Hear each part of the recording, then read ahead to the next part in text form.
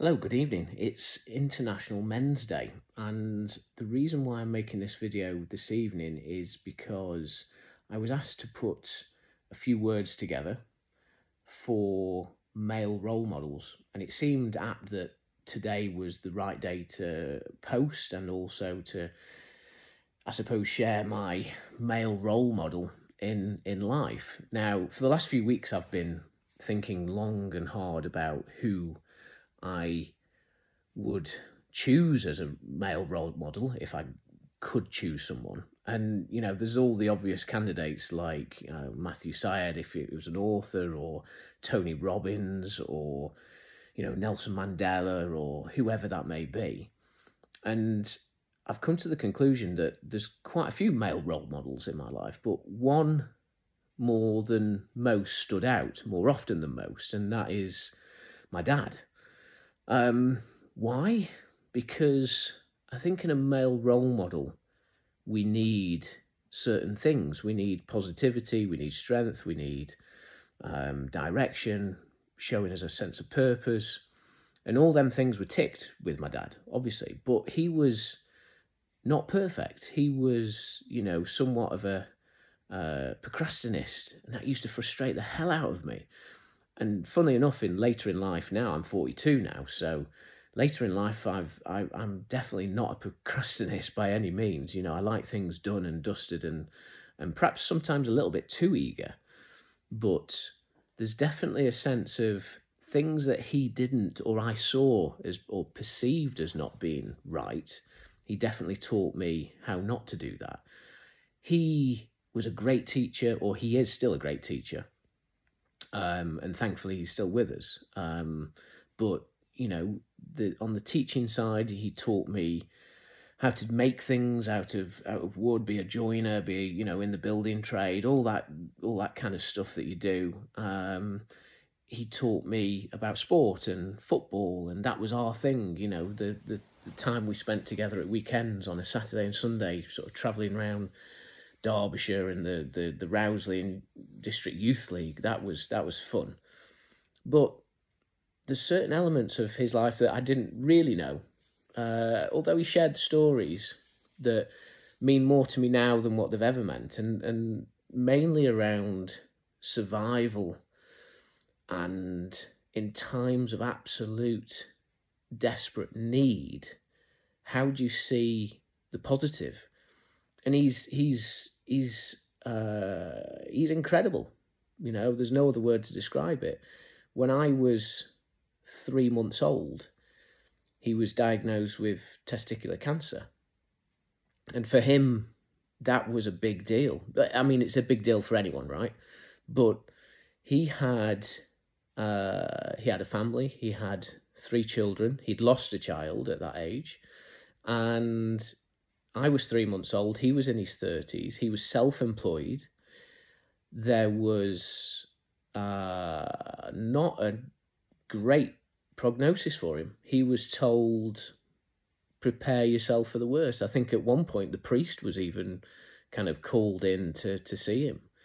And how do you come out of that?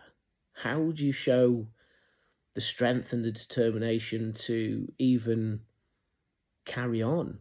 And that was just internal factors. The external factors was money pressures. He was self-employed. He didn't have anything coming in at them times when he was having his operations and his treatment, and then after his radiotherapy. You know, he talks now about inflation and different things, and he said that he ended up with a VAT bill that was significant amount of money, and trying to pay that whilst essentially not earning anything. And that's really hard. And I don't know how he did that. He showed superhuman strength to come out of that. He could have given in. He could have, I don't know. He could have accepted what the doctor said, accepted what the priest said, but he didn't. He tells me this story where he was lay in bed, and this is where I get emotional, but he was lay in bed, and I was in bed, apparently. I was only young, so a few months old. And he looked at me, and he looked at my mum, and he said, "I'm not going anywhere." And I think, wow, how can you show that level of resilience? How can you show that level of, I suppose, in one way, a bit of denial? I'm not going to do this. It's incredible.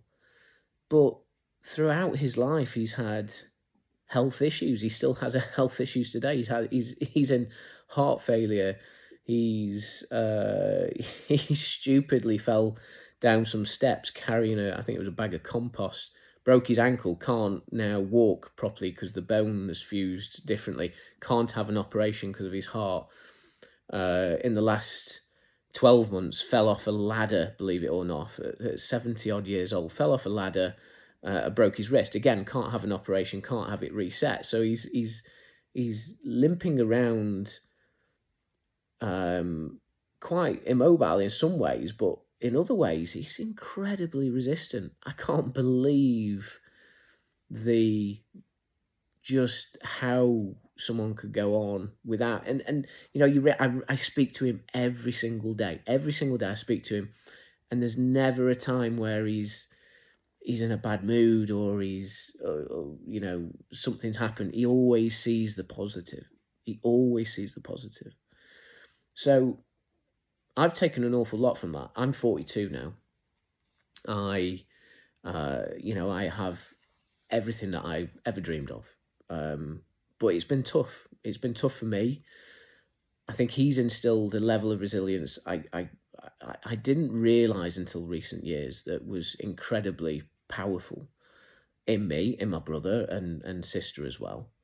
But there's something to be said for a male role model, and that can be anyone. It could be Tony Robbins, it could be Matthew Syed, it could be Nelson Mandela. But any of these people show incredible amounts of resilience in their own stories. So I suppose on Men's International Men's Day, there's no better way to say it than let's celebrate these people. Let's get together, let's talk. Yeah. And if it's tough sometimes, let's talk some more. You're not on your own. Fear, anxiety, depression, they're all part of life, but there is light at the end of the tunnel. So that's it. That's my story. That's my male role model. I hope you can take something from that.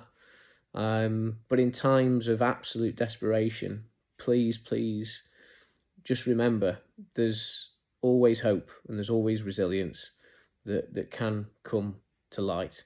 And hopefully you find some peace with that. Thank you. And thank you very much for inviting me to do the few words.